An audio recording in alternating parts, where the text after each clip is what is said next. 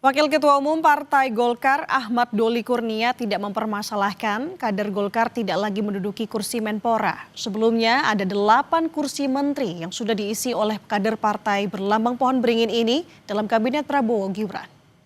Sejak beberapa waktu lalu ya Pak Prabowo melakukan reshuffle kabinet ini, kami sudah menyampaikan bahwa salah satu pertimbangan utamanya adalah untuk bagaimana meningkatkan kinerja ya atau performance dari kabinet yang dipimpin oleh Pak Prabowo ini.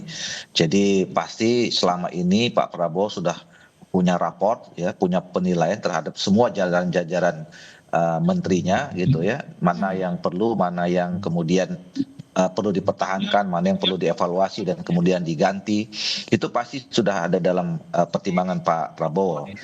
Di dalam pemerintahan politik di Indonesia, tidak kita bisa juga mengabaikan tentang pertimbangan kekuatan atau perimbangan politik ya, karena memang pada saat Pilpres selalu tidak pernah ada seorang presiden yang didukung oleh satu partai politik, tapi didukung oleh beberapa partai politik yang mengkoalisi. Nah, kami di Partai Golkar selama ini sudah diberi kepercayaan kepada Pak Prabowo sebagai presiden. Ada 8 pos kementerian ya, yang diisi oleh kader-kader yang berasal dari Partai Golkar.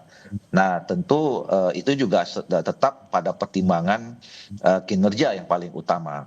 Nah, kemarin pada reshuffle sebelum ini itu ada satu pos kementerian yang selama ini yaitu di Menpora ya, dijabat oleh saudara Adi Dito, itu kemudian diganti.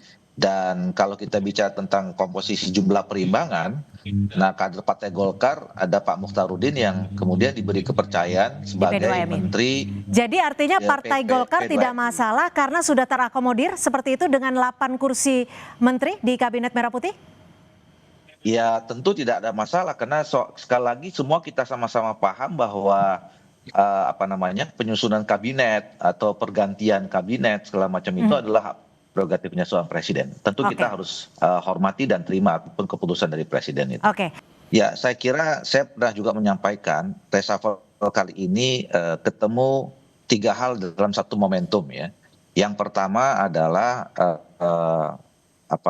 tentu saya katakan tadi ini tidak ujuk-ujuk ya, sudah dipersiapkan.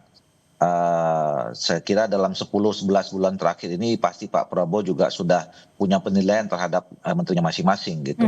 Nah, yang kedua adalah tidak bisa juga dipungkiri, saya kira peristiwa kemarin adanya dinamika ya, adanya penyampaian aspirasi oleh masyarakat dan adik-adik mahasiswa yang kemudian banyak menuntut menyampaikan tuntutan ya 17/8 itu. Nah, itu saya kira juga menjadi pertimbangan.